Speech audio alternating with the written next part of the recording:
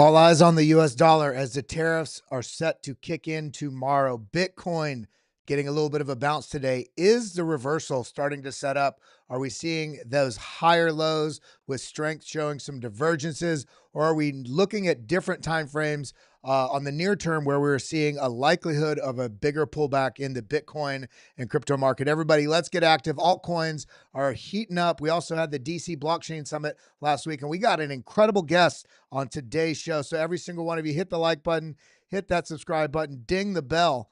And I want you all to stay active because we have a loaded show today. And we're going to get into it right now. Everybody, let's go.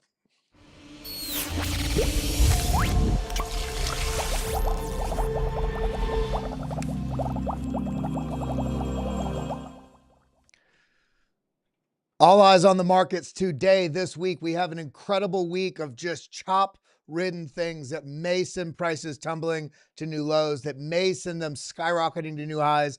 But those are the extremes. I think what's going to be most likely is that the price is going to be a little range bound. We have some key levels that we have to pay attention to. And most importantly, we have to pay attention to the dollar index here. This basically risk matrix simplified. I posted this last week on my Twitter. We see it very clearly here. If the dollar breaks back into the zone and starts pushing up, what does that mean? Risk assets have some pressure on them and they start to pull back. If we see the price action on the dollar, the strength of the dollar continue to range in here, it's going to be a continued sort of chop uncertain zone on Bitcoin and all these other. We're seeing the Magnificent Seven. We're seeing a struggle in the markets across the board because nobody's very clear as to what's going to happen. We also, in fact, just saw China, Korea, and Japan sort of coordinate on what their response is going to be to the U.S. tariffs. Now, some people are still looking at this going, why is Trump tanking the markets?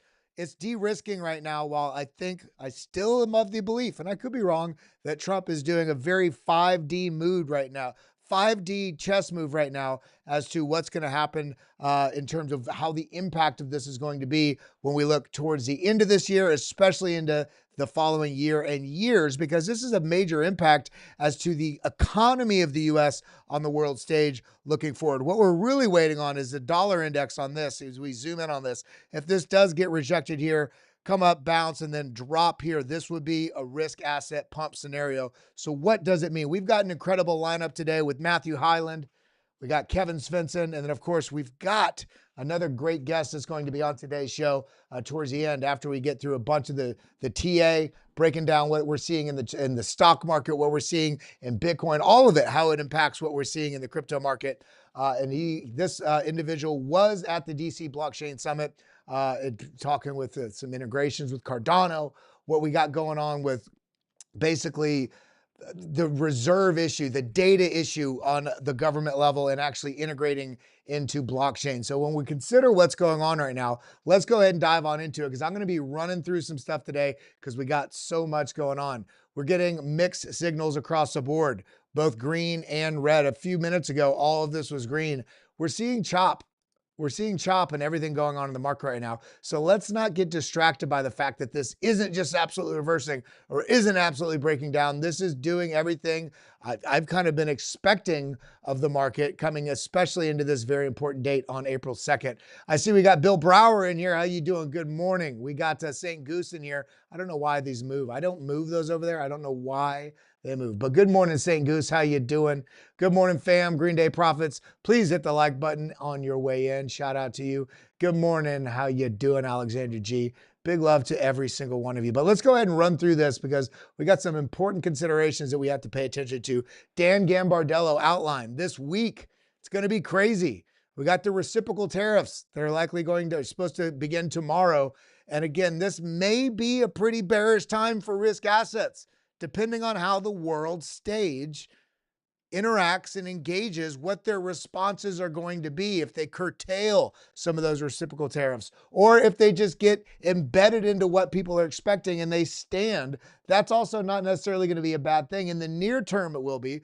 But what markets like, let me go over the main full screen here. What markets like for bullishness is certainty. They want to know what's going on and have times to grapple with it, let the price stabilize, and then you can see the price action that you want that can be outlined as to what's happening based on the price action and charts and data. Right now, we're seeing irrational responses of de-risking in certain areas while adding to positions. For instance, we're seeing gold fly right now. So what we're seeing going into the tariffs right now, what we're seeing going into the reciprocal tariffs right now is really everybody trying to figure out the uncertainty. Once this actually becomes embedded, or there's relief because there's a softening of stances on the geopolitical stage, whether it be from the US or from other countries, then you can see certainties come back into the market. Again, it doesn't matter if the tariff situation changes or if these things get embedded into what we can expect. Certainty is what's required before we really start seeing bullishness explode in this market. Now, diving back in here, what else are we looking at? Powell is speaking on Friday. We also see current consolidation may not be over, but the top of the cycle is not in. I fully agree with that. The cycle is going higher, and I'm going to show you why right now. Again, it might not be all the way until the end of summer, but it is happening. And then we also saw Larry Fink over the last 2 days, 2017 and basically really all the way up until this year. All the way up until June of the year before last, when they put in the application for the Bitcoin ETF from BlackRock, the IBIT ETF. All the discourse that Larry Fink said around that, the CEO of BlackRock, the largest asset manager in the history of the world, Bitcoin is an index for money laundering. And then that tune shifted when they started pushing a Bitcoin product. Now they've been a champion of Bitcoin, so far as to say now that Bitcoin could replace the dollar as a global reserve currency. Do you not see what's going on here? The setup, the stage, the global finance, heads of assets in the world are now championing what's going on with Bitcoin, and the integrations that are going to come from the blockchain side of things is going to be truly remarkable. So here is time to stack. I truly believe in the near future, we're going to be laughing at ourselves for being so frustrated at this price levels. We're going to be saying, why weren't we more grateful? Why weren't we stacking more? Why did we not go out to eat as much? Why did I get that new car? Why did it? Now is the time to stack Bitcoin and those select altcoins. You got to have some thick skin. This is where legends are made, because it's not just Bitcoin that's having trouble. We are just talking about the uncertainty and looking at what's going on right here. We're seeing, yes, a very bearish structure here on the S&P 500. But with this, we're also seeing Bitcoin actually hold up relatively pretty darn well. Pretty darn well, if you ask me. This is the fact that Bitcoin is holding up at these levels. In fact, let me see right here. I have it saved, I believe. I can fly right here. Returns since the election day. Bitcoin is up 24.3% still. Gold is up 13%. SPY, aka the stock market, QQQ and SPY both down. So when you look at this chart, what you're seeing is Bitcoin is performing better, more explosive to the upside, and holding these gains more so than we see on the stock market. Stock market, massive de-risking has gone on here. Now, it doesn't mean that it's absolutely over. If we start to lose this level, this regional level that these highs were in, and we start seeing a much bigger de-risking, much bigger sell-off in the market, we may see a much bigger sell-off in Bitcoin as well. But again, we're getting so hyper-focused on the day-to-day right now. Why isn't it going up? Why is it dropping? We're not paying attention to the bigger picture. The opportunity is right now, everybody. The opportunity is right now. We're going to talk a little bit more of that with our guest that's coming on here about 1:15 after Kevin and Matthew. But when we see what's going on, what do we see? We had a CME futures gap. So although we did get a bit of a pump up into this zone, we have to also realize that we had a CME futures gap right here that just filled. This may have just been the basically liquidity magnet to come up and fill this, to reverse and come down, maybe whether it's retesting these lows, 1, 2, 3, kind of triple bottom here, or continue to break to new lows. This week is going to be a chop week. Understand that, and you won't get so stressed out and emotional about the price action that is going on this week because of everything going on geopolitically, geoeconomically, and on a national level, what's going on with all the tariffs and the de-risking. Now, beyond that, we're going to be looking at some TA here in a second. But what do we see? We see the Bitcoin RSI is trying to retest its downtrend as support, but the Bitcoin price is also facing a downtrend. So we see RSI has broken out. It tested here, broke out, came down, tried to test this to potentially come back up. However, we do have a downtrend overhead level of resistance that this has just been beating its head on each time it comes up into the zone. When we look at Bitcoin, if we come down in here, let's go to the 2-hour chart. Double click here. Yes, we have a W formation here, but this also came up and cleared what? It cleared that Bitcoin CME futures gap right in here. If we are not able to persist and continue up into these zones, then this is a very likely area for this to basically trap bulls long before coming back down, potentially another move to the downside. But we're going to get into that here in a few minutes. We got a couple other things we got to look at. Then we got our boy Matthew Hyland sitting in the wings. But this is sort of mapping out very similarly what we're talking about, the uncertainty we're feeling in markets, where on one hand, you're seeing this specific signal is saying bullishness, but then you look at this other signal that is sort of giving you a contentious viewpoint as to what's going on. If you're confused, don't worry. This market right now is in an ultimate confusion zone, as outlined as we showed a few minutes ago on the dollar, the strength of the dollar here. Basically sitting in a perfect uncertainty zone right here below this level of previous support, now resistance, and above this previous resistance, now support. Perfect uncertainty zone. When price action does come up on the dollar and push into this will be further downside. If the tariffs start to resolve into what all that confusion and issue is in the next, I don't think it's going to be in the next 2 days, but over the next 2 to 3 weeks, then we will likely see the dollar roll over. And when we see this roll over, we'll start to see those risk assets starting to perform a bit better. So this, two contending signals, not bullish, not bearish, just that uncertain zone. But what are we seeing in terms of liquidity? We're seeing all of the liquidity above us. Now, while this may be super attractive in the very near term to say this is just going to go up there and scoop it, maybe we've got, as we outlined a couple seconds ago with Crypto Capital Venture, Dan Gambardello, there are so many economic signals this week that are impacting stimuli that could really change and flip and provide opportunity for bullish movement that could immediately get wiped away by bearish swings. So this is a chop zone week. If you see a big move up, $1,000 on Bitcoin or $3,000, and then you're so shocked that the price action moves back down to trap people on both sides, be ready for that this week. We got two of the best OG chartists in this space and friends of mine and friends of yours. They're on here on every Monday. We got Kevin Svensson, Matthew Hyland waiting in the wings. I'm going to be pulling them up in just a second, but we have to pay attention to this. The global M2 money, M2 Global, basically formed this, I don't really want to call it a bull flag because it's such an angle, but this pattern where the price, the M2 had pumped up, basically front running this move that we saw on Bitcoin. And then we basically had this consolidation move with a test, boom, the downside, the upside, and then basically a slight bleed off down in. And then what we get? Then we got the breakout here. We have not gotten that same breakout yet on Bitcoin. In fact, if I had to guess, it probably would be somewhere into the middle of April if it's going to come. But this is suggesting that is very much in the cards. The question is, how long can you stay solvent? A lot of you are trading leverage on every single movement that's happening right now, wondering why you're reducing the size of your portfolio in every swing. Right now, it's time to be a bit more hyper-vigilant about the moves you're making, because I think, for me at least, it's about how do we find opportunities to stack, or how do we find opportunities to get your ass outside, hug a tree, kiss a puppy, talk with a friend. If you cannot handle the swings that are going to happen this week, do not chop yourself out unless you're just DCing. Then what do we also see? This is a further sign of the de-risking. $12 billion in inflows in the gold ETF in the last 2 months, the largest since 2020. What happened in 2020? The global economic shutdown, de-risking. So we're seeing this also coinciding right when we got that report from Goldman Sachs where they raised their chances of recession. Now, it's kind of weird to be that's at a contention with what Jerome Powell was speaking about in his press conference last week following the FOMC decision.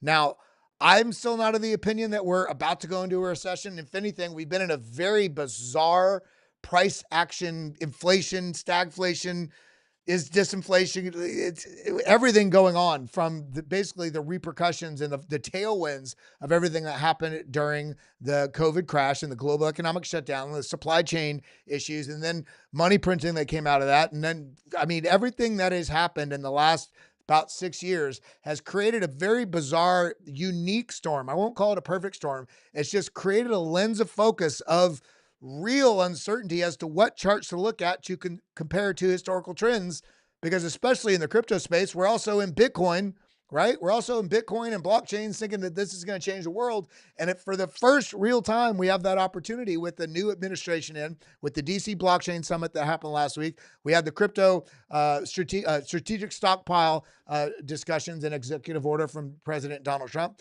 Then we also had the strategic Bitcoin reserve executive order. We have the Bitcoin Act on the horizon. We have all these capital channels, institutions starting to stack, flipping, even companies like GameStop taking on a Bitcoin treasury. We got Metaplanet absolutely crushing it since they became a Bitcoin treasury company. Then as well as MicroStrategy, they just did another 22,000 Bitcoin purchase announced today. I want you all to realize that was not $1.9 billion of Bitcoin bought today. They buy it over a course of days, OTC, over the counter, meaning it's not impacting the order books on exchange. Because I see a lot of you saying, if he's buying, why is the price going down? Well, here's the deal.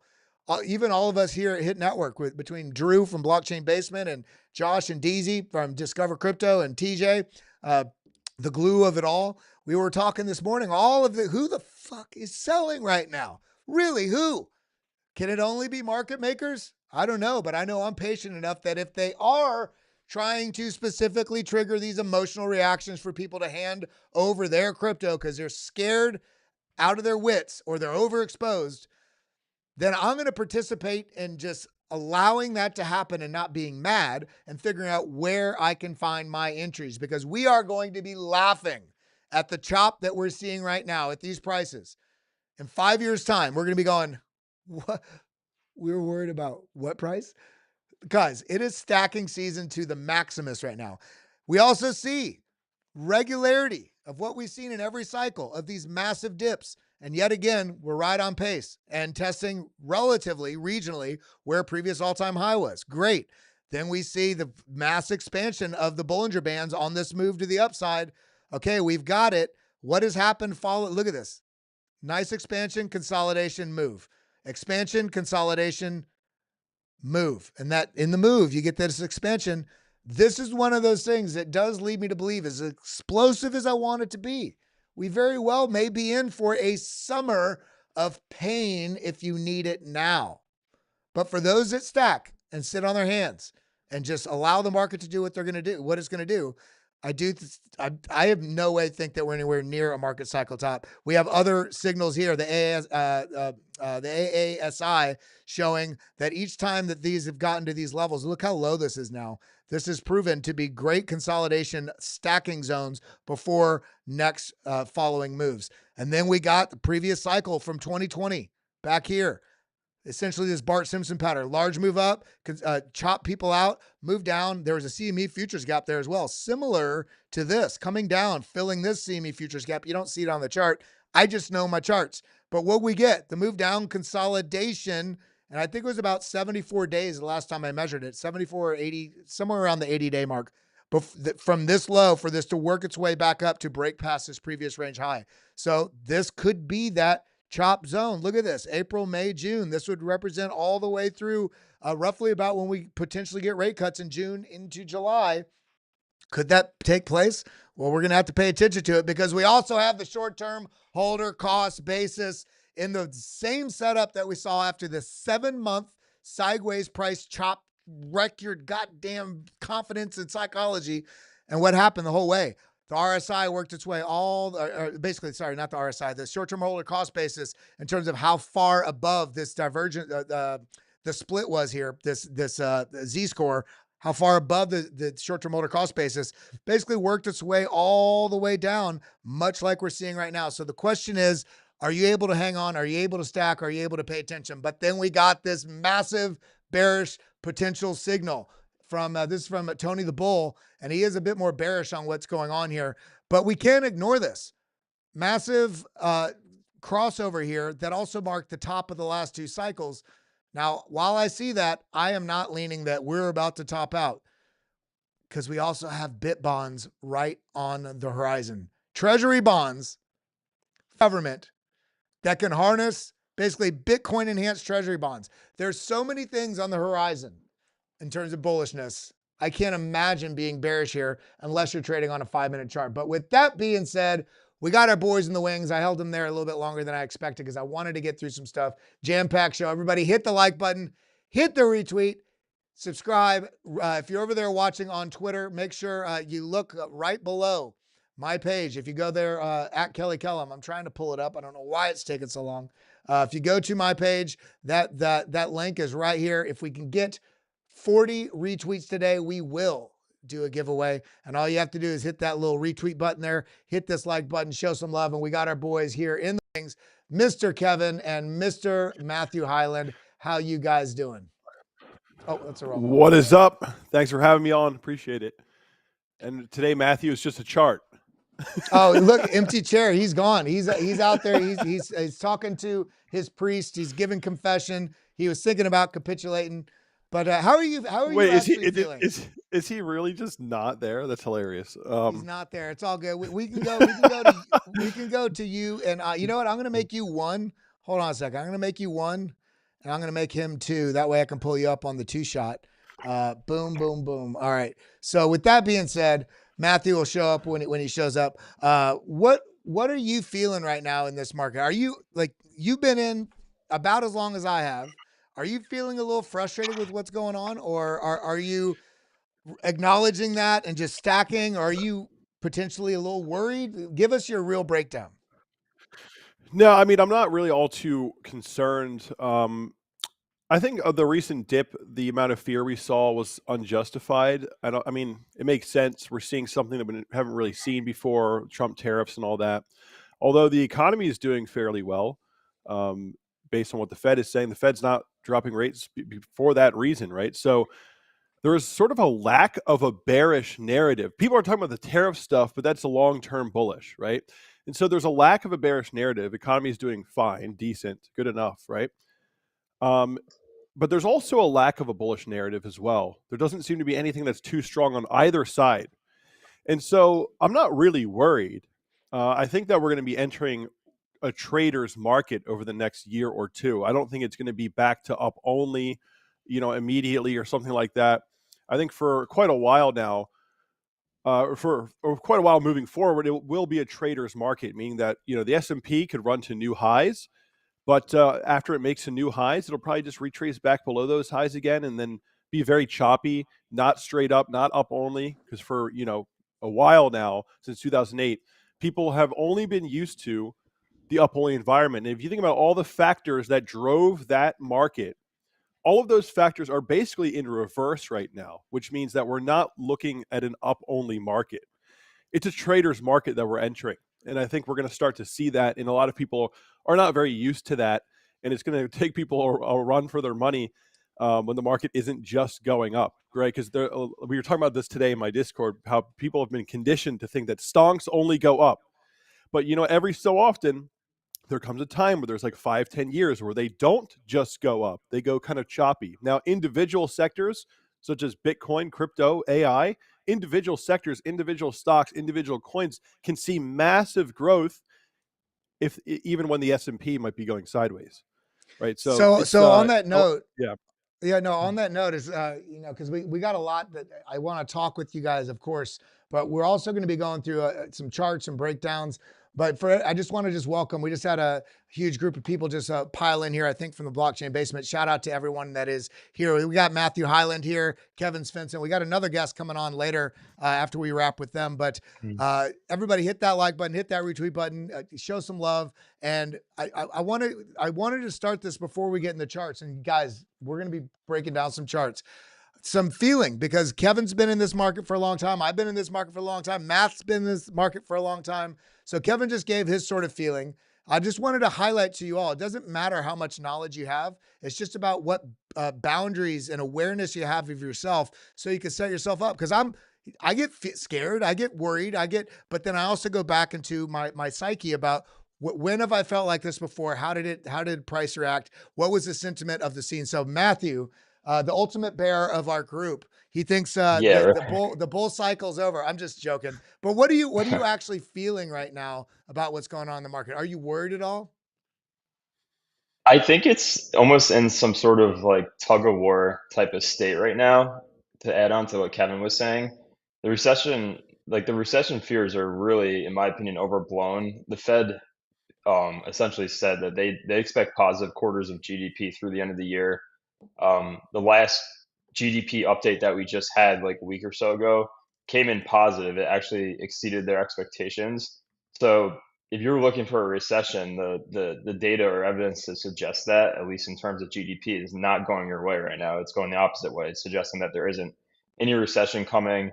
Um, Last week, the PCE or the core inflation came in lower, um, no, it came in higher than expected. So that obviously led to a lot of the fears and like the sell off and stuff. But this came after the CPI came in lower. So there's the core inflation came in higher. The CPI update a few weeks before that came in lower, and that kind of led, I think, the Fed to taper the QT at that time. We saw that a few days later. We saw the Fed at the FOMC meeting taper QT just a little bit by 80%.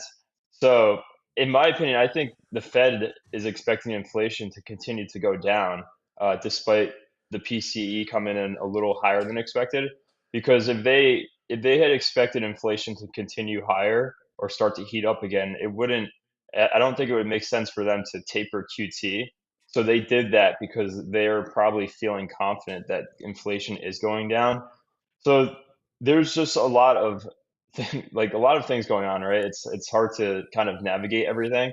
Um, but I think if you look at like the chart specifically, like the S&P 500, I'm looking at this right now, breaking lower today, making a lower low. It looks like it wicked below this area. So the stock market or S&P 500 is breaking lower, but Bitcoin still still well above where it was in late February, early March. So while the stock market has continued to go lower, crypto in general, for the most part, has not completely followed the stock markets. I know some alts are breaking a little bit lower now, but if you look at total two others, it's pretty much at where it was in the beginning of February, I believe. You look at total two. Haven't looked at this in a few days, so I could be a little bit off.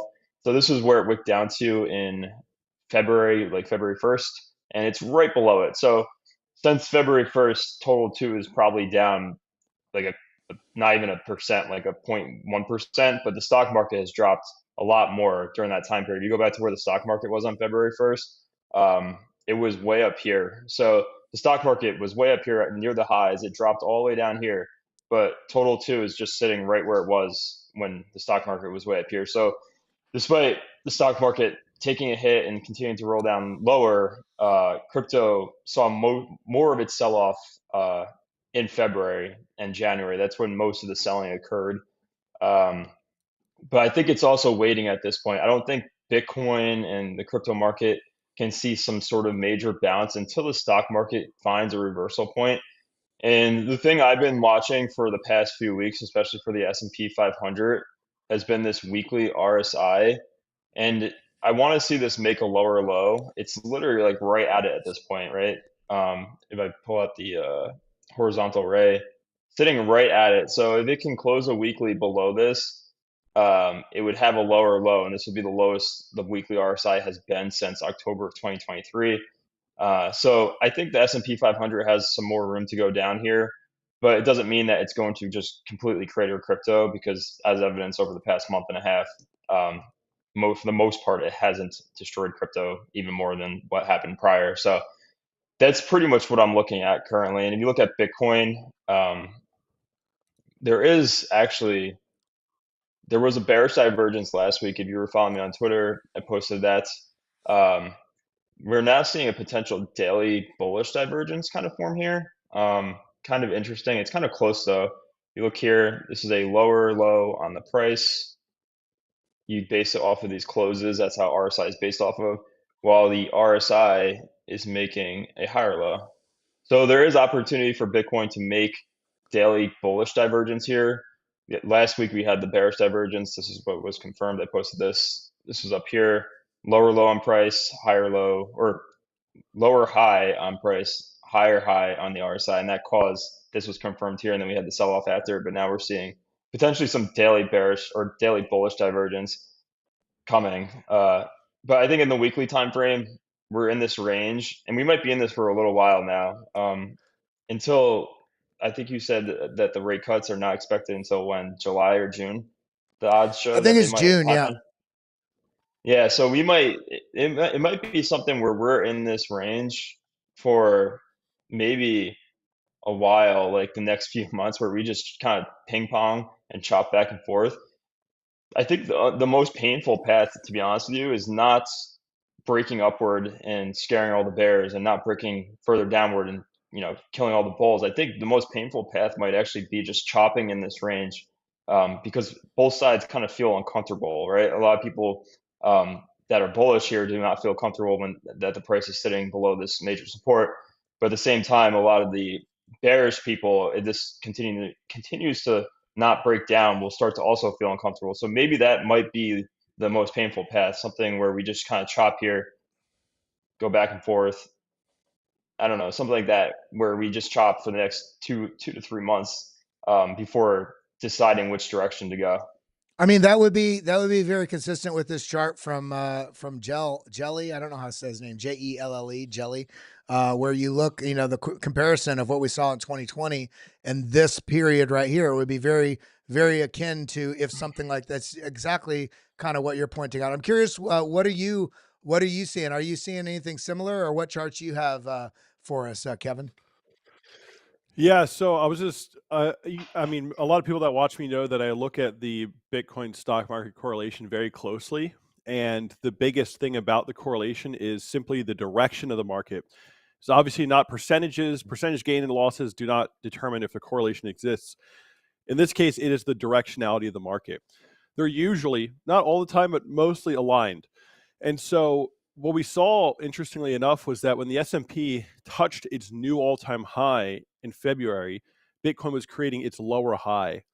And they both, so it topped a little bit before the S&P, though followed the direction generally. And as we know, Bitcoin sometimes will lead the S&P on tops and bottoms as a more risk-on asset. And so we're seeing right now, Bitcoin has a lower high against a slightly higher high in the S&P. They both dip. Now Bitcoin has a slightly higher low against a lower low on the S&P. And it's starting to look like maybe, if this is the case, that Bitcoin's leading the S&P, this could be right before some sort of recovery bounce. Not saying that it's going to be back to up only. It's definitely not going to be that way in the coming many months. I think we're going to enter a trader's market. But this is looking like Bitcoin might be leading the S&P. And the S&P right now is showing bullish divergence here on this slightly lower low on the daily. We have a much higher RSI level. And so it's quite possible that the S&P may confirm bullish divergence over the next day or two. And also the MACD histograms are quite elevated from that low, also giving us some divergence. So I think the S&P will play out some kind of bounce from here. And this is an interesting moment for the S&P to do that, because if you go to Bitcoin, just remove Bitcoin from there, see we're sitting right near this downtrend line, this trend line that stems back to December. So if the S&P plays out that bullish divergence, reversal bounce, Bitcoin's sitting at a higher low, not too far away from the downtrend line. And if you go to like your line chart, it's almost looking like a little bit of an inverse head and shoulders, slightly sloping to the right. But essentially what it means is there was a significant increase of supply, and now the demand could be outweighing the supply with a higher low, giving reason to believe that there could be a bullish reversal, right? Somewhat of an inverse head and shoulders. It's kind of unclear exactly, but it's kind of there.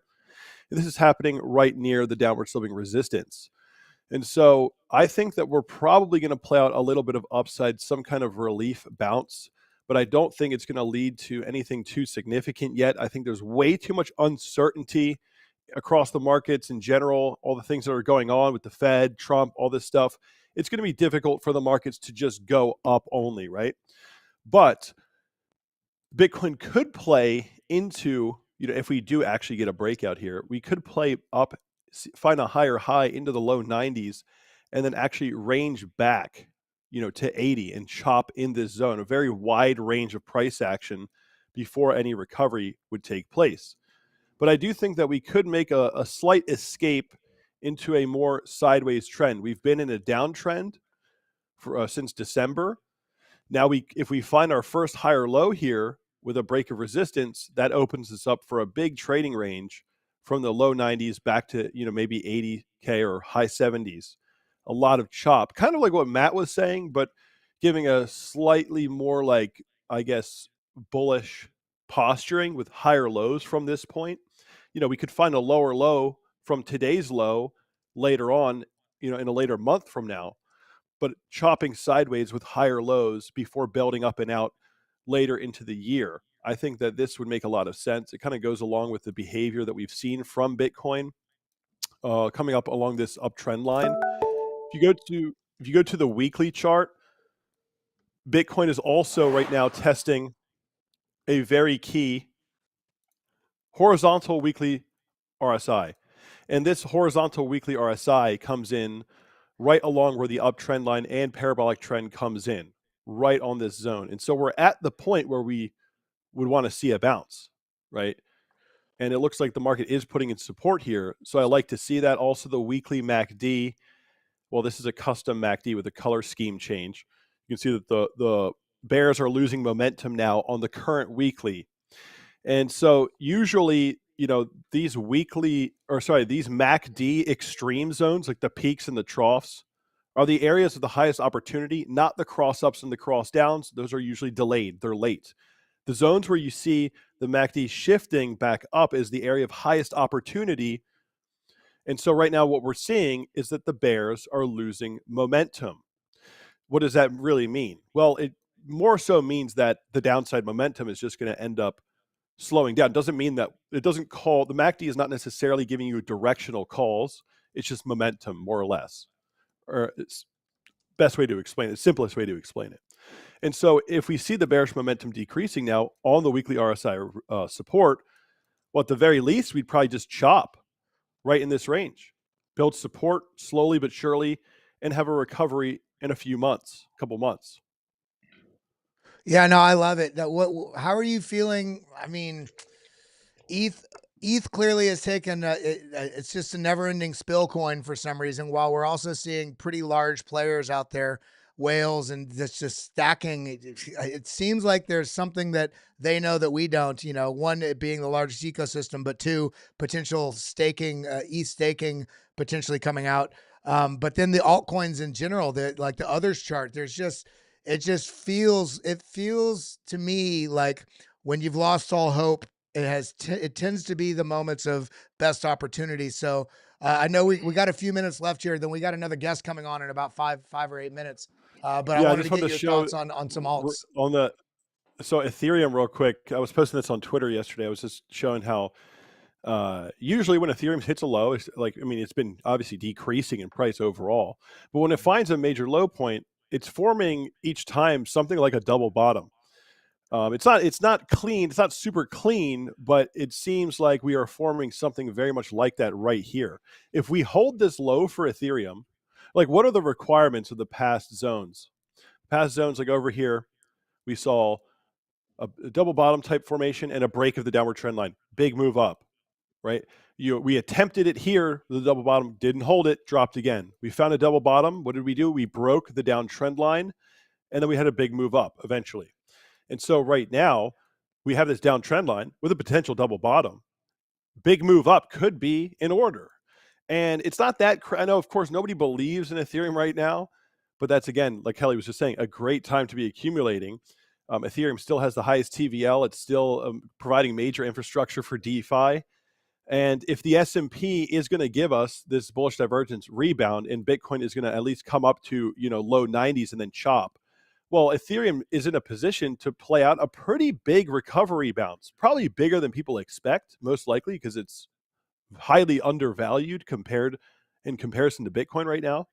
So this would not surprise me in the slightest to see this, and it'll be confirmed as a double bottom once we get above our high. Once we make a higher high on this chart, break the downtrend, then I think we could be looking for a substantial recovery for Ethereum, even if it's just halfway up to 2,700 or 3K.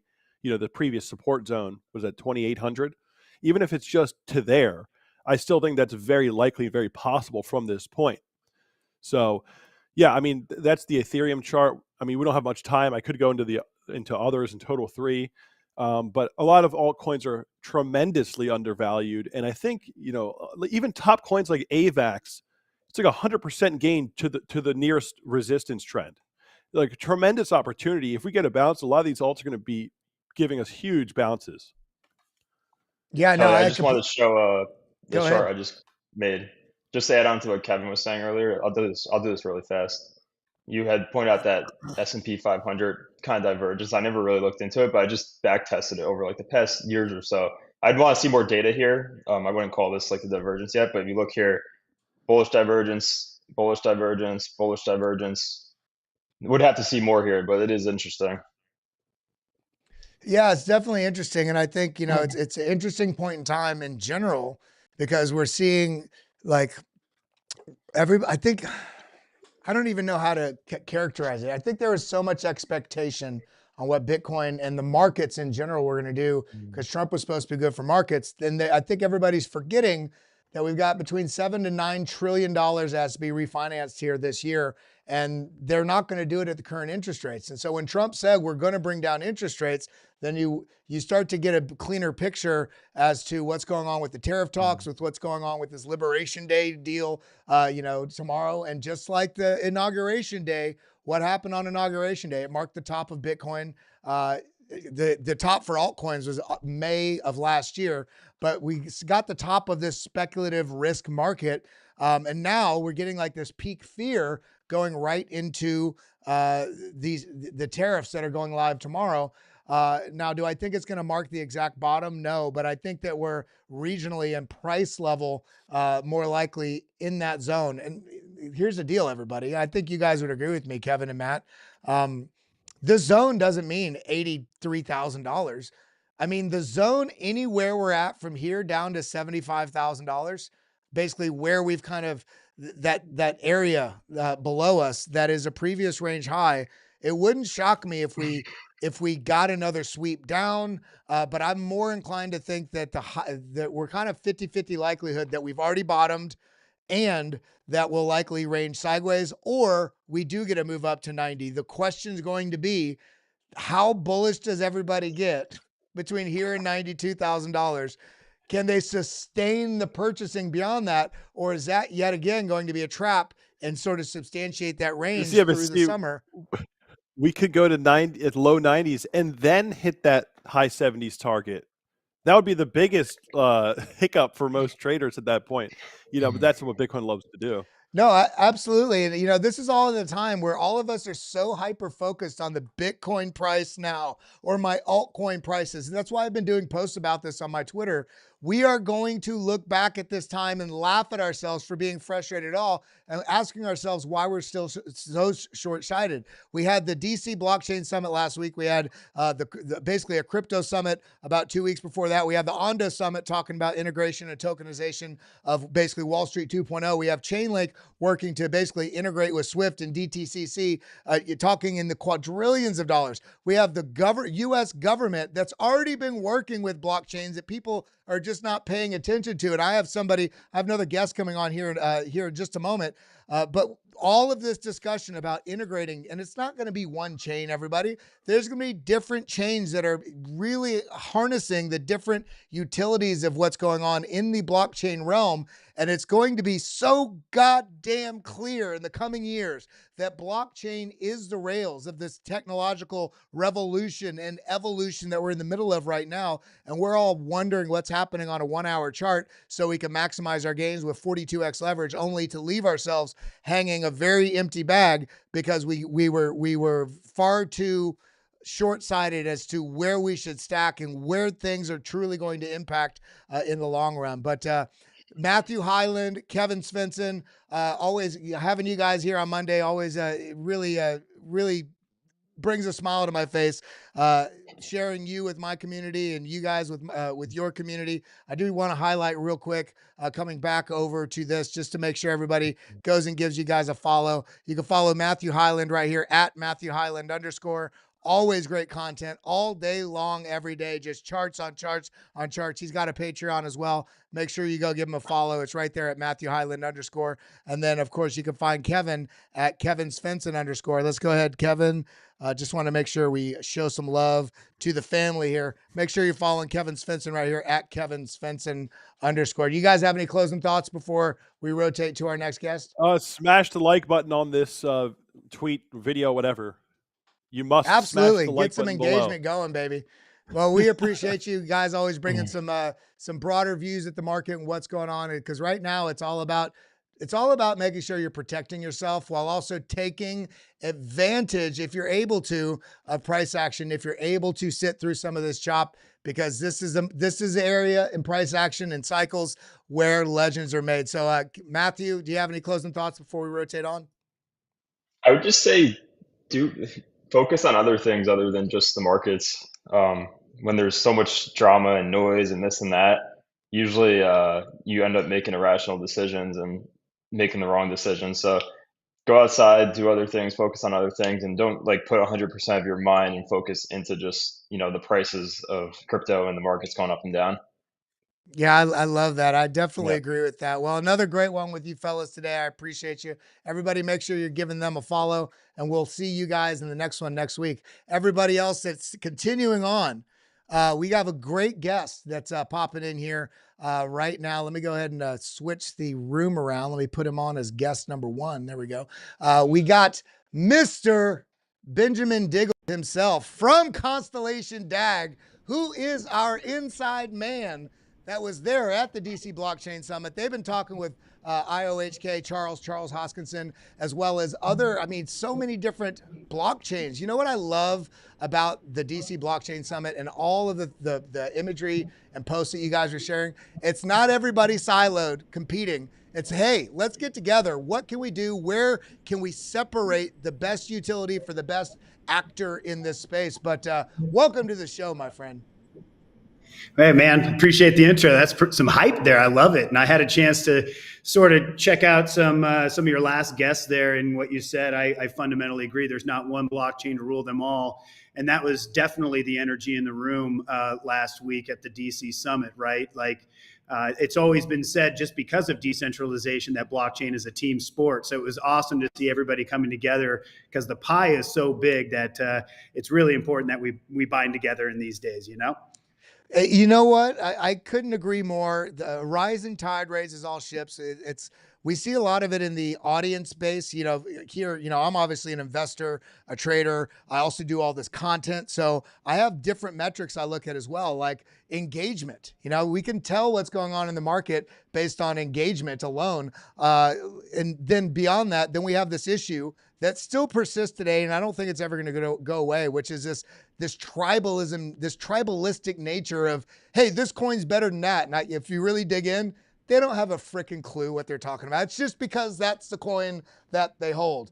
But this all comes at a time where we have the Department of Government Efficiency. And here's the deal, everybody. This is not meant to be political, but we have a government office or a government organization that was made specifically to track efficiency and categorizing things and transparency. At the same time, we have AI blowing up, where we also have the ability on blockchain to make things more transparent. And in addition to that, we have the talking points out there about auditing Fort Knox. So we're at this pivotal moment in the history of this country. I would say it's a revolution similar to like we had the Revolutionary War that's founded this country back in 1776. But we have the technology now to integrate blockchain. It's not just governments, but it's companies like Sony, like Panasonic, like what we're seeing with Adidas getting involved with NFTs. You saw Starbucks also. But the point is, we have the transparency mechanism, but we also have the ability of efficiency. And so I'd love to kind of pick your brain about that. And I'd love to highlight some of the things that's going on with Constellation DAG. And I want to tell everybody right now that's watching, this is not a sponsored video. This is just a kick-ass guy from an incredible project doing real things out there that I think can give us some insight as to the backroom dealings and conversations, one, that happened at the DC Blockchain Summit, but two, why blockchain right now, it may be the most pivotal time in history for these integrations, and the US government in some ways knighting which ones are really going to be kind of like, the one ring to rule them all. It's not going to be one ring. It's going to be several different blockchains that are going to have mass integrations that are going to drive mass amount of volume and likely on a speculative level, huge amount of opportunity, but also where is this going? So I'd love to just pick your thoughts. You can kind of take it wherever you want to go. Yeah, I appreciate it. Yeah, just to double underscore that, this is not a sponsored post here. We've earned our seat at the table. We've been working effectively with the DoD on government contracting for blockchain for over 6 years as of this month. Very proud of that. For those that don't know, Constellation is a homegrown blockchain ecosystem. I mean, we're not built on top of something else. We are from the ground up. We're a directed acyclic graph, which is why we call our token DAG, as a sort of a heritage back to that, or harkening back to the directed acyclic graph. But you're absolutely right. Back in the day when I first started contracting with the DoD, they didn't pay us a ton of money. I'm not going to lie. It was only a few $100,000 just to get started. They're like, yeah, this is curious. It would behoove us to actually take a look at this because adversaries are leaning in pretty hard. So we should as well, right? And we really wanted to focus around provable communications, using immutable ledger technology from a peer-to-peer perspective to really secure communications, not only amongst three-letter agencies, but more importantly, their porous environment of contracting partners, which is where a lot of shenanigans take place, from spoofing and malicious attacks on our critical infrastructure as a military. And so, we've been working with the government for 6 years, and that has really allowed us to form relationships like the Digital Chamber, as well as us becoming very active on the Hill with senators, congresspeople, legislators, lobbyists, a lot of folks prior to me getting into blockchain I had never really rubbed elbows with. But to your point, the energy and the shift we've seen in the last 4 to 6 months has been parabolic. Last year at the Digital Chamber, it was a little bit somber at the summit just because, Gary Gensler was still in place. Everybody hated him. He wasn't making any decisions. The administration wasn't making moves. So it was sort of like the content was sort of, just repeating itself, like, we need guardrails, we need regulations. But until then, it was a waiting game.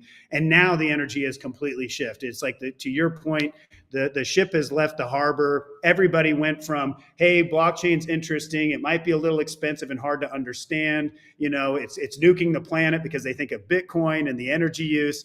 Now these third generation blockchains, much like Constellation, are coming onto the scene and being seen as viable solutions for things like Doge. To your point, nothing is a better solution for transparency and efficiency than blockchain technology, right? Then you add on fractionalized payments and cryptocurrency that can really consider reconciliation at mass. You now have a ledger and a book in a public interest that has never been seen before, a revolution. And so now we're seeing the government be like, we need blockchain ASAP. We had Elon Musk saying, let's put the entire, not the Federal Reserve, but the Treasury on a blockchain. Last year, nobody was even using the word blockchain. And it was so frustrating having some of this like godlike technology that can solve all these issues. And now we're seeing at the municipality, the local, the state level, all these states are saying we want to put titles, we want to put vehicle to everything on a blockchain because they're seeing that it's actually a viable solution that can be absorbed. So it's really exciting. So what you're saying is there's been an overwhelming seismic shift, and even not just the appetite to have the conversations on Capitol Hill, but it's almost like a clamoring of, hey, give us more information about this so we can understand it so that we can integrate. I guess the question is, January 20th, we got a new administration and it marked the top for Bitcoin. Now, this isn't directly about price action of assets, but that kind of marked the clear indication of buy the rumor, sell the news, the expectation scenario, right? Everybody's expecting things to just the next day, we're going to just fat finger buy 1 million Bitcoin the next day. And all altcoins are approved and integrated. We have ETFs live. And the truth is, as slow as this feels like it's moving at really in the last 6 months, things, especially in the last 3 months, it's become light speed, but it feels like it's just, so do you have any indication or thoughts on, okay, we're at the table. The field is finally cleared. Everybody thought that we had a whole neighborhood. No, we just cleared the trees. We have a dirt patch. We can start to build a foundation for the crypto ecosystem and what that means moving forward. So where do you think we're at on that trajectory? For instance, we can even do it on a 4-year basis of this administration. Do you think there's a chance that we're going to start to see real, I don't think the full integration is going to happen this year, for instance, but are we going to start getting real plans of what that roadmap of starting to get integrations in certain ways in a real way, use it with the government and blockchain in the next 4 years? I honestly think that by the end of this year, we're going to see some significant integrations. Doesn't mean it will be a full carpet blitzkrieg, no, but I think we'll see those key indicators that show that, hey, this is happening in a major way. But still, those regulations are so important, right? And I'll be honest, like the last thing I want is government overreach and regulations, but how desperate do we need it in this category? It's so important. And key indicators, going to your analogy of sort of that dirt field, is, I felt like I was at my wedding when I was at this thing. I told my wife I'd never been so popular in my life. Every 10 seconds, somebody's pulling me to the side saying, hey, I want to get involved in this initiative, versus them being like, hey, what are you about? Can you explain how it works? And one of those indicators is spending as much time as I did with congressmen. They kept pulling me to the side in a meeting saying, how can we help? How do we get started? What do we need to do? And my recommendation was, hey, we're going to come to the Hill. We're going to do some lunch and learns and just get you guys educated so we're all on the same page. I feel like a lot of folks start rat holing on standards, which is a dangerous category because that's where everything goes to slow way down. And if we look at what's happening with AI, that's like the toothpaste leaving the tube. It's out there, it's going, it's moving faster than people can even define it. And we're about to see a lot of that stuff sort of take place with blockchain. But when it comes to Congress and Senate and the key indicators of, to your point, where we're going to see that sort of that tipping point, if you will, is around definitions. So let's put standards to the side. We can't just keep saying crypto. That's a big category, right? There's a whole bunch of different types of crypto. Like we need to understand the difference between securities, stable coins, utility coins, meme coins. What is the risk of each? And the American people do deserve some form of a disclaimer, a label when they get involved in investing. Hey, this is a meme coin. It has the propensity for a rug pull. Here's what that means. Here's what the risk is. Here's why it's a collectible versus a stable coin. That's not going to fluctuate. It's pinned dollar to dollar. It's the safest place you can put your money in crypto. But by doing that and having Congress all on the same page, we can strike the iron where it's hot, where those pockets will exist to really affect the best interest of the American people through digital transformation. So I do think it's going to happen this year. And another indicator, my friend, is around seeing all the lawyers around M&A activity, right? So they're kind of coming out of because we have major companies calling these M&A lawyers saying, hey, we want to acquire, we want to get involved in blockchain or digital assets. Can you tell if it's legal? And they don't have a clear answer. And so there's all of this institutional money that's waiting on the sidelines just saying, hey, everyone on the Hill, pull your shit together. Let's get some guardrails. Once that happens, a bunch of new money is going to flood in to not only bolster the efforts that are happening at the federal level, but bring this into the commercial sector, like some of the work that we're doing with Panasonic and some of these other early movers, if you will, in the industry. So when you're walking around there, do you feel like this might be a weird question to even consider. Do you feel like there was certain special interest paid to certain chains there? Like, did different congressmen have different favorites of people that they're trying to talk to? Or was it pretty, okay, we're talking to broadly trying to talk to as many people as possible? Like, did you feel singled out at all? Like, oh, they know what Constellation's doing. They know that we're already involved with a lot of Department of Defense contracts. They know we're working with U.S. Air Force. They know that Panasonic's building on us. They know we're working with U.S. Transcom. And so you kind of get to sort of a special, is there a more likely or faster path because of that? Or is it going to be kind of testing the waters and where they're actually looking at technicals of, we like this, or maybe that's better because it has a higher market cap, which you and I know sometimes market cap reflects nothing about the utility of the project. We can see that with meme coins. Yeah, and you can see with Constellation, right? We don't have a massive market cap, yet we're making massive moves. And it's always been sort of frustrating. We're constantly trying to figure out why we're not listed on a tier 1 US exchange, even though we're America's blockchain. So that I won't digress, but that there is a sore spot that we're working on. But I would say that, yes, Charles Hodgkins was sort of the golden boy of the effort or of the summit, and largely because he's OG. He's been in it. He's been a part of major efforts and expressions in Web3 that have had huge impacts on not only investors, but on the technology and research industry alike. And so Tron, of course, is another one that a lot of people were bringing up. I mean, a Chainlink, like what these groups have in common is that they've all been around through some of the hard times, right? We were founded in 2016 or 2017, and we still came on later than some of these entities that still are sort of those household names. But we're starting to get labeled a little bit, right? Like, hey, Constellation is great for legacy data. Let's work about how do we take existing data sets from Web 2 and old infrastructure and bring it on chain. Whereas other solutions are more focused, if you look at chain analysis as an example, they're focused on the forensic of on-chain behavior in the digital asset space. Those are two companies that can work really strongly together by providing digital evidence on the off-chain or the Web 2 world and then bringing and combining it to Web 3 energy. And so it's really exciting going back to that collaborative effort. No one was looking over their shoulder, which was nice. I've been to conferences where folks are like, hey, don't talk to that person. You don't want to get in bed with those folks. They're sort of nasty. There was this sort of kumbaya energy because it was like, holy crap, we're all now being seen. We're all being invited to the table. Some of us have been to the White House. I haven't been there yet, but I'm hoping by the end of the year. And that's a big deal. It shows that we're at this nexus point. And I kept hearing that term, that we're at the nexus point in 2025. A lot is going to be deterministic over the next 12 months here. I know we have a 4-year window with this administration, but I think this is even bigger than the administration. And I often like to talk about the cloud wars, right? There's a lot of different cloud providers out there right now. It's not one cloud solution to rule them all. We're going to see the same with blockchain. There's going to be a consolidation for sure, but there's going to be pockets where some of us are fitting better for use cases because the pie is so damn big right now.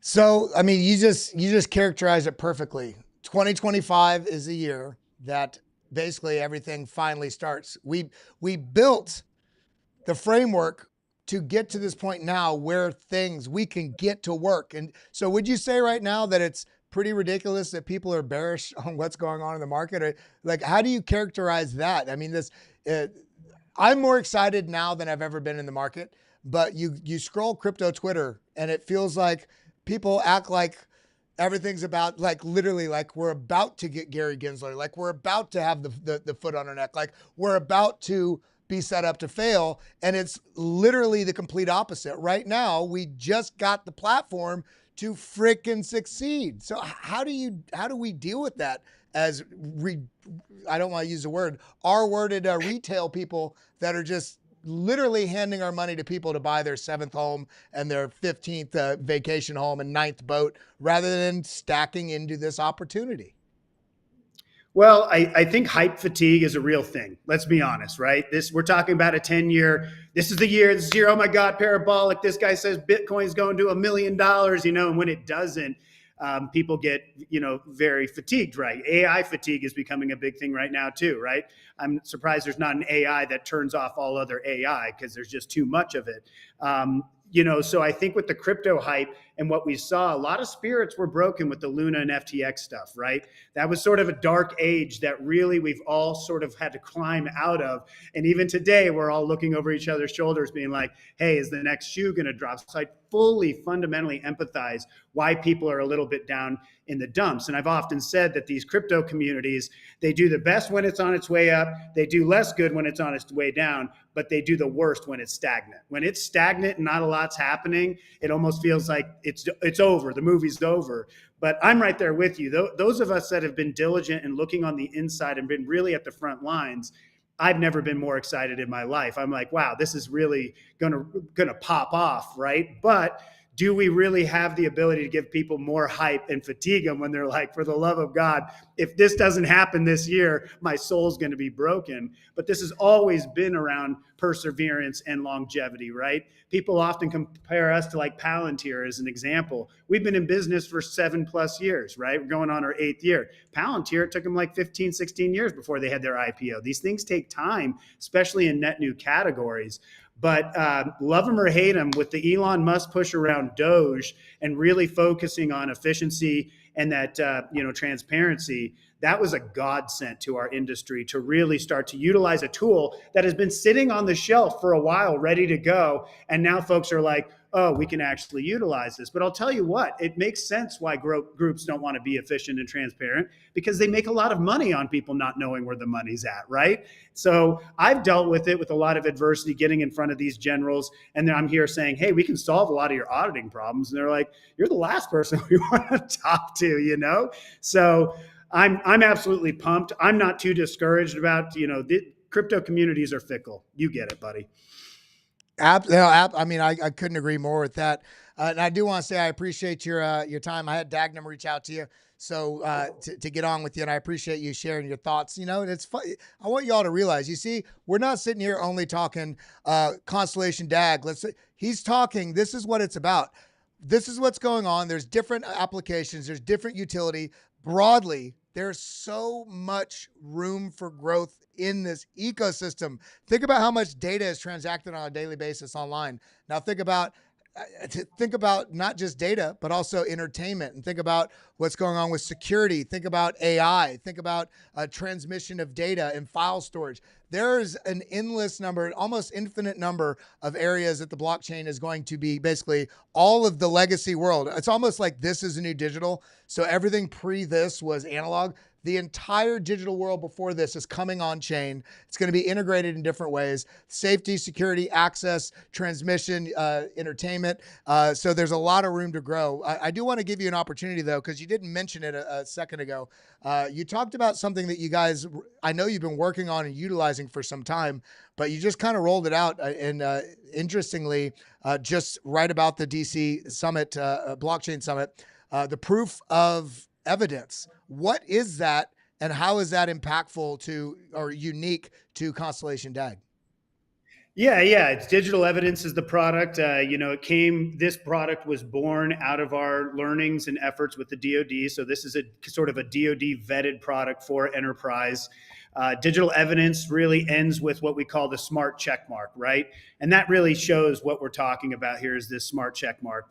If you think of a check mark that's smart, it means that you hover over it and you can see some information that gives you validity or provable guarantees that what you're seeing is what it says it is, right? And so I've often talked about how in the future, ideally, we're going to have QR codes on live streams of CNN, hey, we're out in front lines of Ukraine. It's like, well, I just scanned this thing and it tells me your long time of day, all this stuff. Yep, you are actually in Ukraine and not in some studio in California just doing a psyop for your advertisers or whatever, right? People deserve the truth. And right now we don't have the ability to forensically look at what has been described as truth, but it's not. So with digital evidence, a good example is for like first responders data.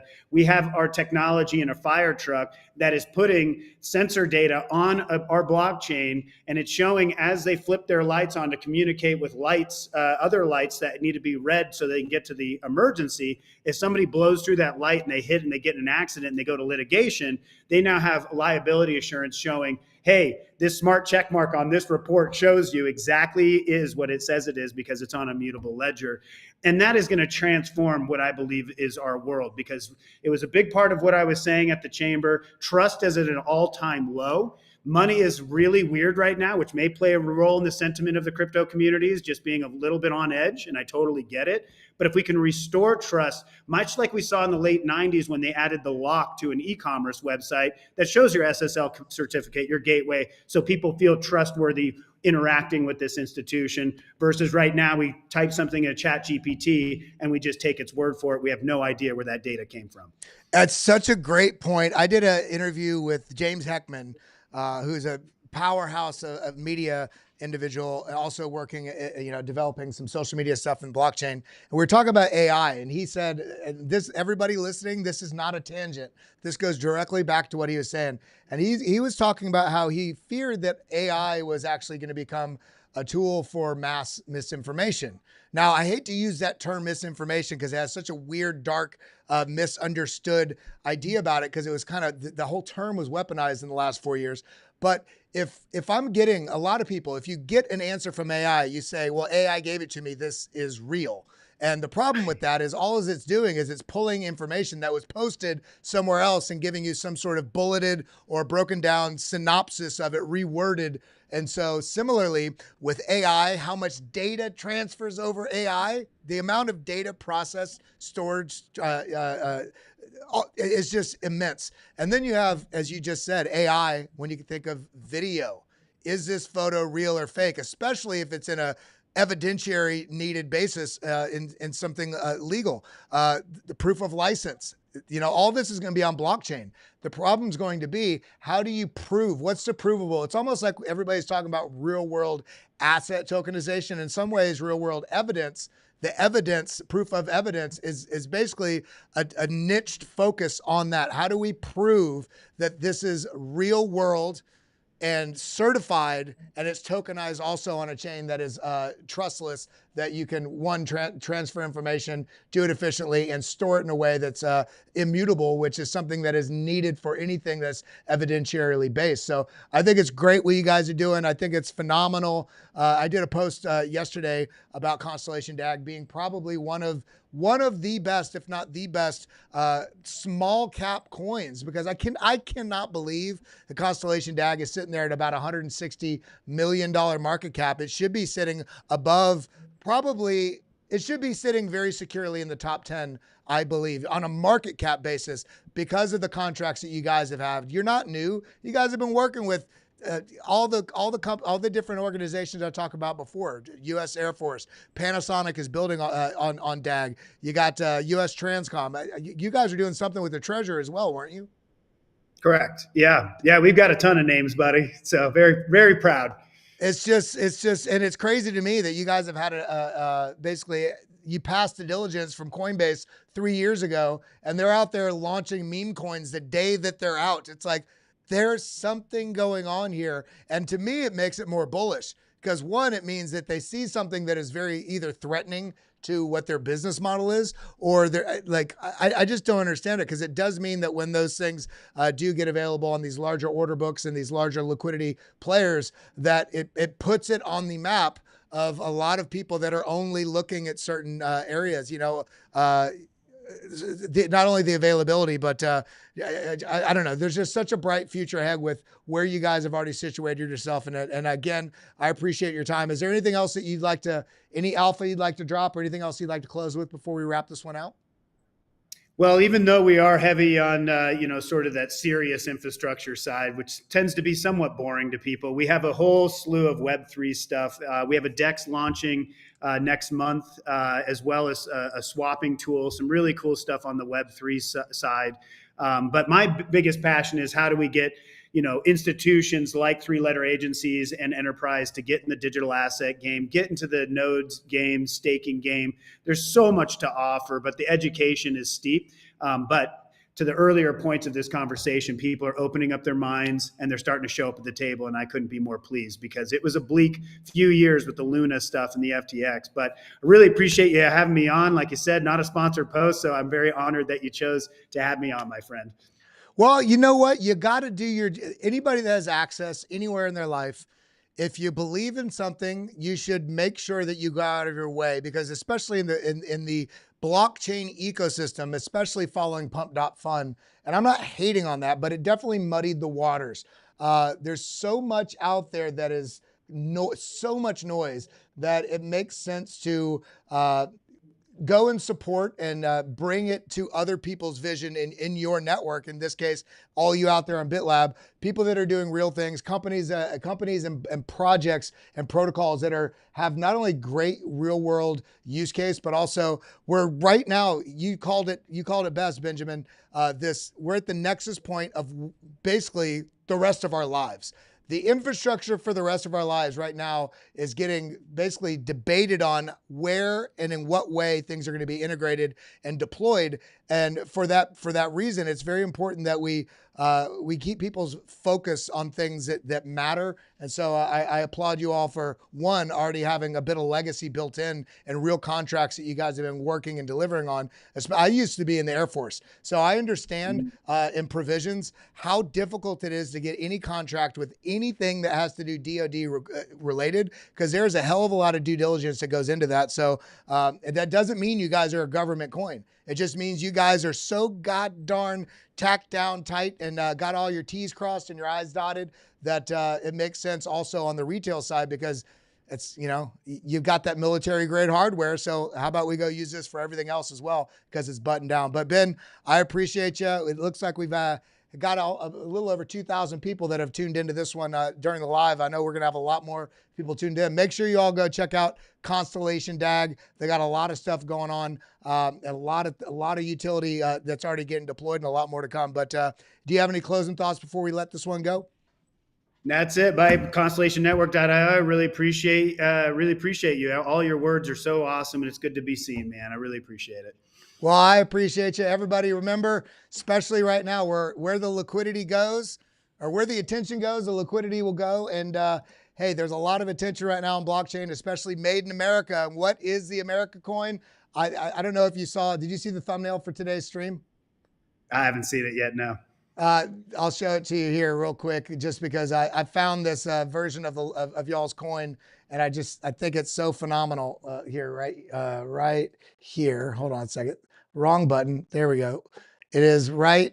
Look at that. See that? I don't know why it's flashing, but it's not gonna. It's not gonna show it. But it's the Constellation DAG logo with the American flag on it. I just think it's badass. But that's all we got today, everybody. I love you all. I appreciate you. Remember, we're in the building phase right now. There's going to be a little bit of chop, especially this week, which is expected. So let's not lose our minds. Again, Benjamin, Mr. Diggles, I'll call you. Do you have an X people can follow you on? I'm not on any social, no LinkedIn, no nothing. I'm only on Telegram just to deal with things from time to time. So I apologize for it. So Constellation, follow our Twitter. Yeah, no, it's no worries at all. I appreciate that. Everybody, make sure you go follow Constellation. The 2 L's are ones, Constellation Network, or you can go to, is it constellationnetwork.io? ConstellationNetwork.io is the URL. Yep. Awesome. Well, I look forward to maybe we'll get you back on here in a little while when we follow up on some of these government integrations and corporate integrations. We got Panasonic launching soon as well on Constellation. But I love you guys. I appreciate you guys. And Constellation DAG, thank you guys for doing what you're doing, bringing real sauce here to the blockchain ecosystem, doing good things. But that's all we got today, everybody. We'll see you in the next one. Adios. Have a wonderful week.